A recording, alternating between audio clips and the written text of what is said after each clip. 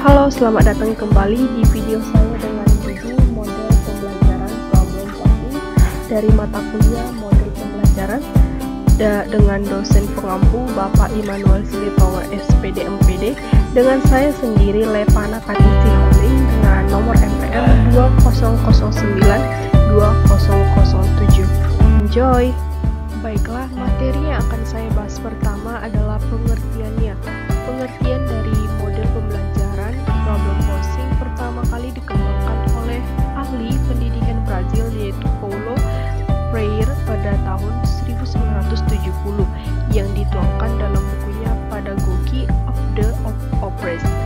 Sebagai strategi pembelajaran, problem posing melibatkan 3 keterampilan dasar yaitu menyimak, listening, dialog, dan action.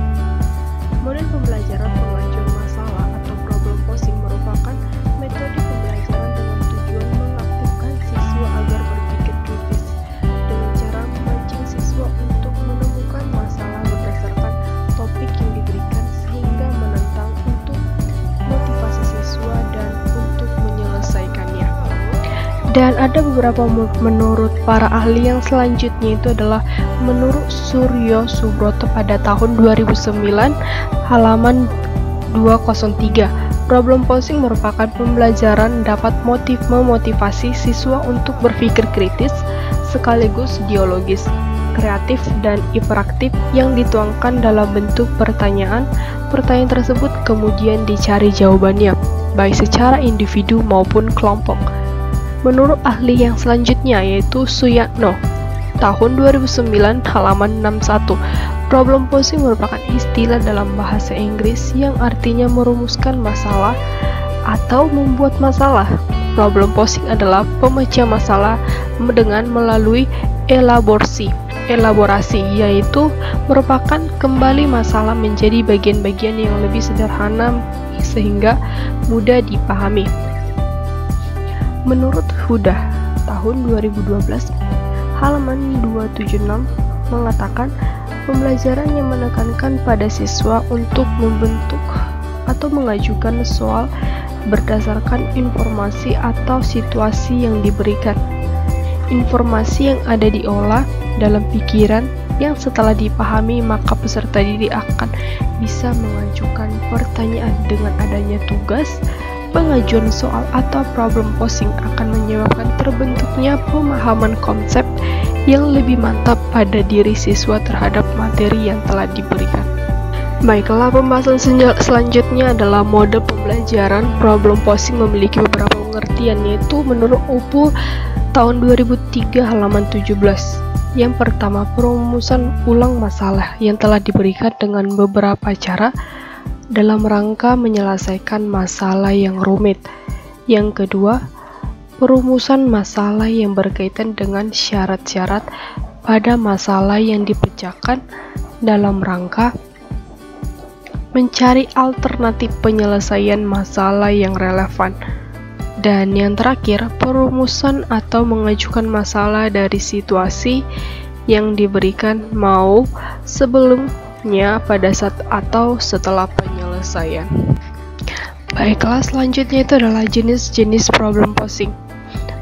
Pembelajaran problem posing diklasifikasikan menjadi 3 jenis, yaitu menurut Zulkifli pada tahun 2003 halaman 22 mengatakan yang pertama, problem posing bebas. Pada situasi problem posing bebas, siswa tidak diberikan informasi yang harus dipatuhi, tetapi siswa diberi kesempatan yang seluas-luasnya untuk membentuk masalah sesuai dengan apa yang dikehendakinya.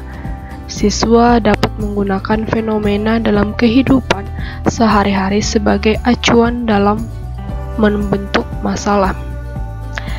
Yang selanjutnya itu adalah problem posing semi terstruktur.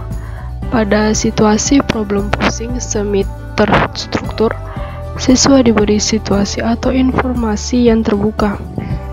Kemudian, siswa diminta untuk mencari atau menyelidiki situasi atau informasi tersebut dengan cara menggunakan pengetahuan yang dimilikinya. Selain itu, informasi tersebut dengan cara itu dengan konsep-konsep dan prinsip-prinsip matematika yang diketahuinya untuk membuat masalah. Dan yang terakhir, problem posing terstruktur. Pada situasi problem posing terstruktur, informasi atau situasinya berupa masalah atau penyelesaian dari suatu masalah.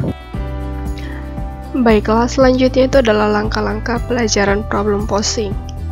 Pada tahap awal atau perencanaan, perencanaan dapat dilakukan dengan langkah-langkah sebagai berikut. Pertama, penyusunan rancangan kegiatan dan bahan pembelajaran. Yang kedua, guru mengorganisasi bahan pelajaran dan mempersiapkannya untuk ditampilkan di depan kelas.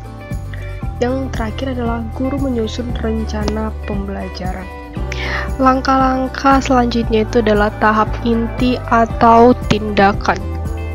Guru menjelaskan tentang pembelajaran yang akan diharapkan pada siswa dengan harapan mereka dapat memahami tujuan serta dapat mengikuti dengan baik proses pembelajaran. Yang kedua, guru melakukan tes awal yang hasilnya akan menjadi dasar pengajaran dalam membagi peserta didik ke dalam sejumlah kelompok. Yang ketiga, pengajar kemudian menugaskan setiap kelompok belajar untuk meresum beberapa buku yang berbeda dengan sengaja dibedakan antar kelompok. Dan yang selanjutnya, masing-masing siswa dalam kelompok membentuk pertanyaan berdasarkan hasil resum yang telah dibuatnya dalam lembar problem posing 1 yang telah disiapkan. Yang selanjutnya adalah kesemua tugas membentuk pertanyaan dikumpulkan kemudian dilimpahkan pada kelompok yang lain. Setiap siswa dalam kelompok melakukan diskusi internal untuk menjawab pertanyaan yang mereka terima dari kelompok lain serta tugas resum yang telah dibuat kelompok lain tersebut. Setiap jawaban atas pertanyaan ditulis pada lembar problem posing 2. Pertanyaan yang telah ditulis pada lembar posing 1 dikembalikan pada kelompok asal untuk kemudian diserahkan pada guru dan jawaban yang terdapat pada lembar problem posing 2 diserahkan kepada guru. Setiap kelompok mempresentasikan hasil rangkuman dan pertanyaan yang telah dibuatnya pada kelompok lain.